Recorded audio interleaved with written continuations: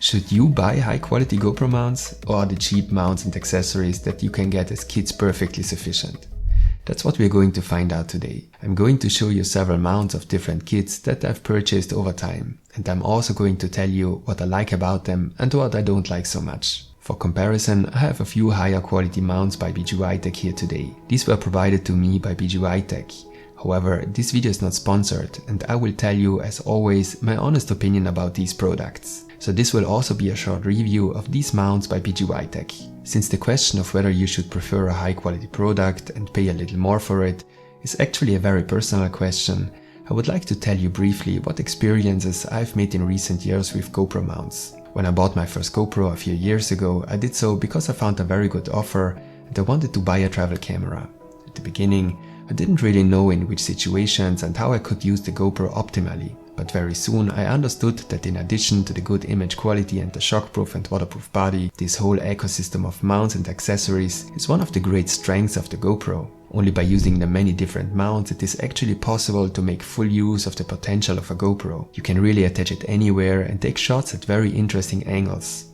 In terms of image quality and to some extent also regarding the waterproof body, at least good smartphones have long since caught up. Still, you probably wouldn't attach a smartphone to a helmet or the handlebar of a bike, so this possibility is still one of the special strengths of a GoPro.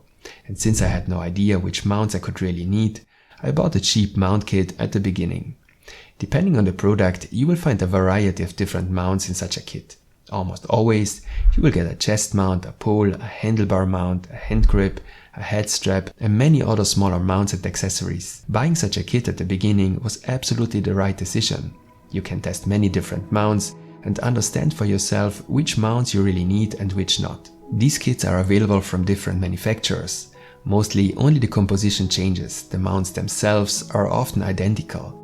I'll put a link to one of these kits in the video description, as well as to the mounts by PGYTech, which we will see in a moment. What you will also notice relatively quickly is that some of the mounts included in these kits are quite usable and durable. Others will break quickly and they are actually not very useful. This is true, for example, for these aluminum poles, which break immediately. Unfortunately, the same applies to these little arms, which could be very useful. Also, the suction cup or the handlebar mount can be used a few times, but they are not really good.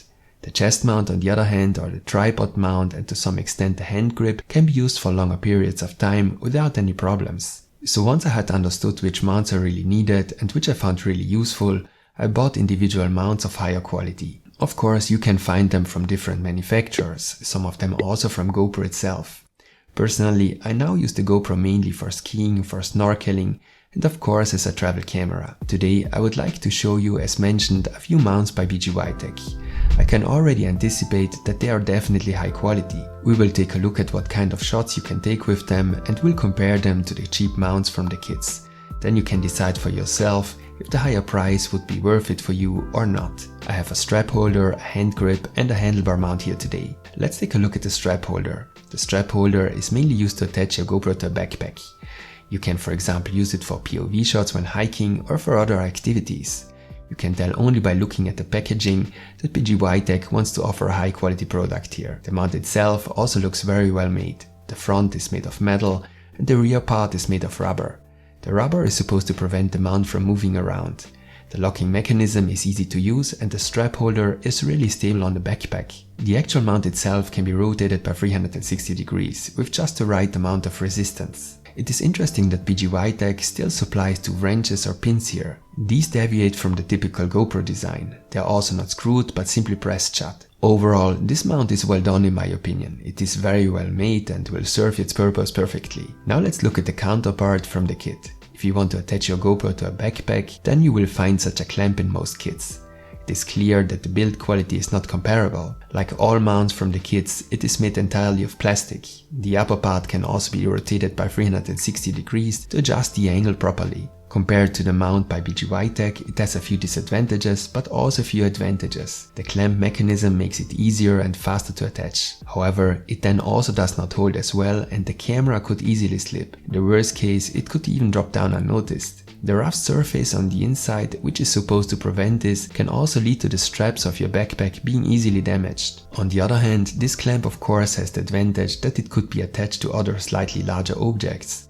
such as a tree branch. However, if you plan on attaching your GoPro to a backpack more often when hiking, I would advise you to go with a higher quality solution. The next mount we will look at is a combination of a hand grip and a tripod. Basically, it's a small tripod that you can fold up and use as a hand grip. This one feels quite well made as well. Just the bottom tripod part might feel a little plasticky. At the top end, you can turn the GoPro as needed via this metal screw. There is a tripod mount on the metal screw. You can remove it and attach other accessories or devices as needed. At the front, there is a mount for your smartphone. This way, you can use your smartphone as a display.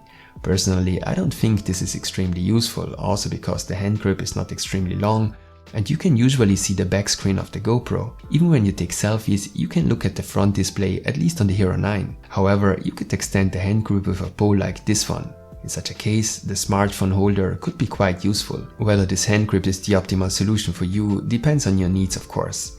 Personally, I prefer a pole whose length can be adjusted. Such a pole is also available from PGYTech. Also, it would not have been bad if the head could be adjusted in all directions, such as the head of this GorillaPod. Because of the fixed head part, you always have to use the tripod on an even surface. You won't find a comparable mount in the affordable kits. Instead, you will find a floating handle grip, which you can of course use in the water. This is not very high quality, but it serves its purpose. Most kits also include such a flexible tripod. It looks quite useful at first glance, but unfortunately it gets broken very quickly. Also, the pole, or rather the selfie stick made of aluminum, which you can find in the kits, gets broken extremely quickly and is actually hardly usable. No matter what you want to use your GoPro for, the purchase of a good hand grip or a pole is always recommended. Which type is best for you depends on your needs. The next mount I want to show you today is a handlebar mount. This mount is absolutely well manufactured. Large parts of the mount are made of metal and rubber. Unlike the hand grip we just saw, this mount can be rotated in all directions.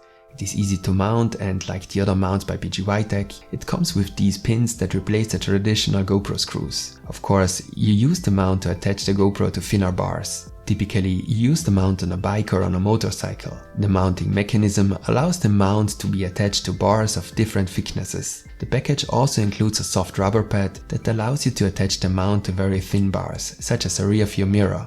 You also get a threaded head ball that you can use to attach other devices to the mount, such as a DJI Osmo Pocket. I tried the mount on several bikes and it worked great. Alone, if the bar has a size that is too small to mount it without a rubber pad, but is also too large for the rubber pad, such as these poles here, then the mount cannot be mounted stably. However, for example, the handlebar of a bike usually consists of thicker and thinner parts, so you will easily find a suitable place for mounting. Let's now look at the handlebar mount from the kits. As you can see here immediately, this mount is not comparable in terms of quality in any way. Here two plastic parts are simply pressed together via the two screws. It also lacks a mobile head part. So if you want to shoot to the front or back, you have to additionally mount such an arm.